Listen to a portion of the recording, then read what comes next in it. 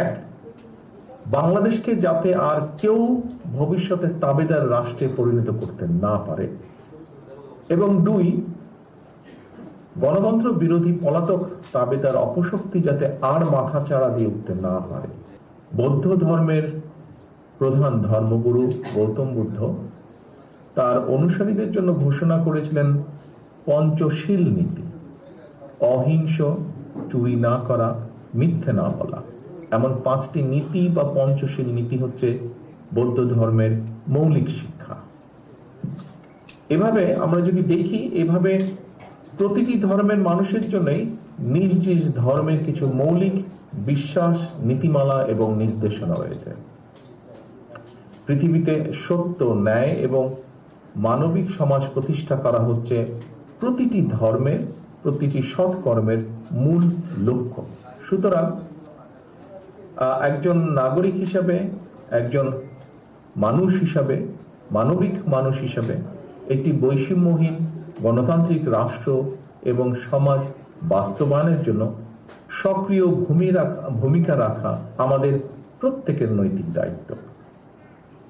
প্রিয় উপস্থিতিবৃন্দ, সব ধর্মের, সব মতের মানুষ আমরা যাতে সবাই একসঙ্গে মিলেমিশে একটি গণতান্ত্রিক রাষ্ট্র ও সরকার প্রতিষ্ঠা করতে পারি, এজন্যই রাষ্ট্র ও রাজনীতিতে গণতন্ত্র, গণতান্ত্রিক রীতি পদ্ধতি চর্চা এবং বাস্তবায়ন প্রয়োজন।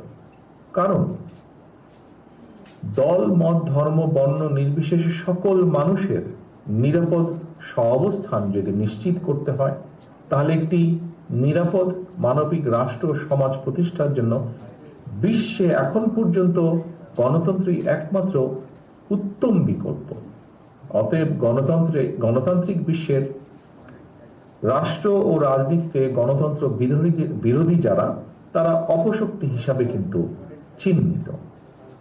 প্রিয় উপস্থিতিবৃন্দ, মানুষের গণতান্ত্রিক রাজনৈতিক অধিকার কেড়ে নিয়ে বাংলাদেশে বিগত 1.5 দশক ধরে যারা অথবা যে দলটি দেশে ফ্যাসিবাদী শাসন শোষণ চালিয়েছিল, বাংলাদেশের গণতান্ত্রিকামী জনগণের কাছে তাদেরকে কিন্তু তারা, বাংলাদেশের গণতান্ত্রিকামী জনগণ তাদেরকে অপশক্তি হিসাবে কিন্তু চিহ্নিত করেছে। এর ভিতরে গণতান্ত্রিক রাজনৈতিক চরিত্র হারিয়ে যে দলটি দেশ এবং জনগণ এবং গণতন্ত্রের বিরুদ্ধে অবস্থান নিয়েছিল, দেশের গণতান্ত্রিকামী জনগণ তাদেরকে এরই ভিতরে অপশক্তি হিসাবে চিহ্নিত করেছে।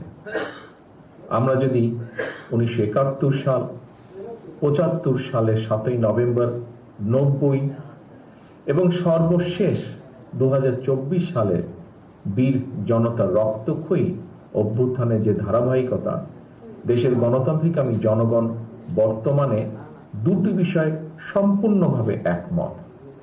এক, বাংলাদেশকে যাতে আর কেউ ভবিষ্যতে তাবেদার রাষ্ট্রে পরিণত করতে না পারে, এবং দুই, গণতন্ত্র বিরোধী পলাতক তাবেদার অপশক্তি যাতে আর মাথাচাড়া দিয়ে উঠতে না পারে।